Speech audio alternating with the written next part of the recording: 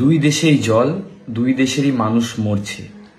মাঞ্চু দাদা ভিডিও বানাও, দাও না বাংলাদেশকে একটু ঠুকে দাও। বাংলাদেশিরা আমাদের কথায় সব সময় হাসে, বাংলাদেশিরা আমাদের কথায় সব সময় হাসে, দাও না তুমি একটু তাদেরকে ঠুকে।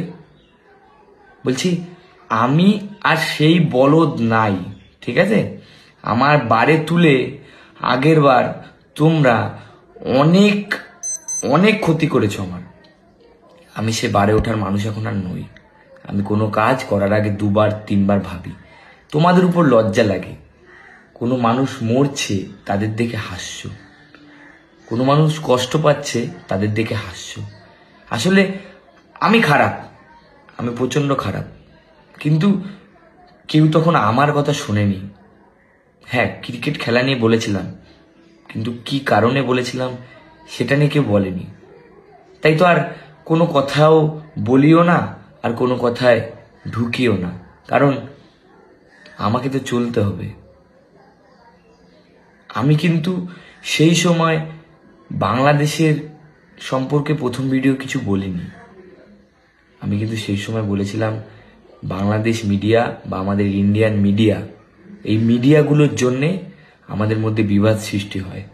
এই মিডিয়াগুলো এমনভাবে নিউজ কভারেজ করে যেগুলো ওই দেশের মানুষ হলেও কষ্ট পাবে, এই দেশের মানুষ হলেও কষ্ট পাবে। কিন্তু মাঞ্চু দাদা ভিডিও বানাও, দেখো কিভাবে অত্যাচার হচ্ছে ওই দেশে, মানুষ অত্যাচার হচ্ছে। সে কোন জাতের, কিন্তু মানুষ অত্যাচার হচ্ছে। দাদা ভিডিও বানাও, দাদা ওদেরকে বলো। আমি কেন বলবো? আমি বলার কি? আমাদের প্রশাসন আছে না, আমাদের দেশের সেই উচ্চ পদকতারের লোকেরা আছে না, তাদের দেশেও আছে, তারা বলবে। আমি কেন বলবো? আবার আমাকে সেই আগের মতন করে শেষ করার ইচ্ছা নিচ্ছ? আমি আর সেই আগের মতন আর নই। আমি শিখেছি, আমি জেনেছি, আমি দেখেছি নিজের চোখে।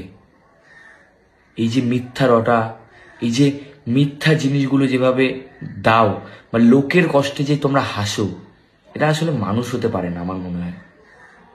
তো এইসব সব ভুলে আমার মনে হয় যে এই যে নিউজ মিডিয়াদের জন্য আমরা দিনের পর দিন দুই দেশের সম্পর্ক নষ্ট করছি।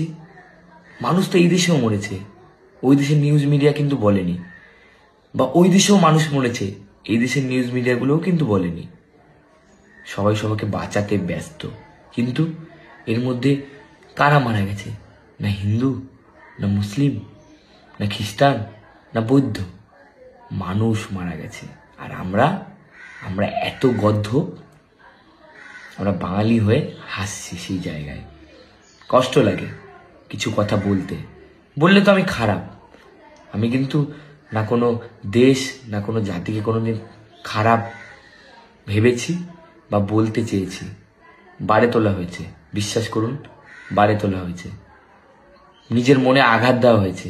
সে আঘাত এখন বুঝি যে কিছু মানুষ থাকে যারা এই ধর্ম নিয়ে বাড়ে তোলে, কিছু মানুষ থাকে যারা ভালো মানুষদের আঘাত দেয় যাতে তার ভালো বন্ধুকে শত্রু বলতে।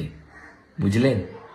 হয়তো আমি ছোট, হয়তো আমি বোকা, হয়তো আমি খারাপ, কিন্তু আমার কথার মধ্যে কিছু লজিক আছে। একটু ভেবে দেখুন, আমি প্রথম দিন কোনো ভিডিও বানাইনি কাউকে খারাপ উদ্দেশ্য করে, আমাকে বাড়ে তোলা হয়েছিল। আর এখন খারাপ সময় আমি চুপ থাকবো?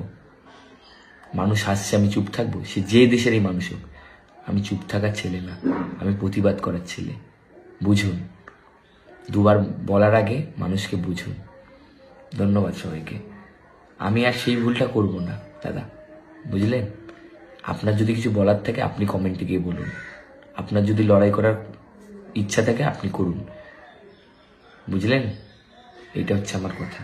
আর আমাকে আগের মতো আর বাড়ি তুলতে পারবেন না। মানুষ মরছে আর আমরা হাসছি, আমরা আগাচ্ছি না। এইটা হচ্ছে আমরা। নিজেদেরকে যে জায়গাটায় আছেন সেটা বলতে শিখুন, মিথ্যা রটিয়ে না। আর আপনাদেরও বলছি, ওই দেশ থেকে নিউজ মিডিয়াগুলোকে প্লিজ বন্ধ করুন। এইসব করে কোনো লাভ আছে? মানুষের মধ্যে বিবাদ সৃষ্টি করে বা এইসব আগিয়ে কোনো লাভ আছে? আমরা তো সবাই বাঙালি, বাংলা ভাষায় কথা বলি।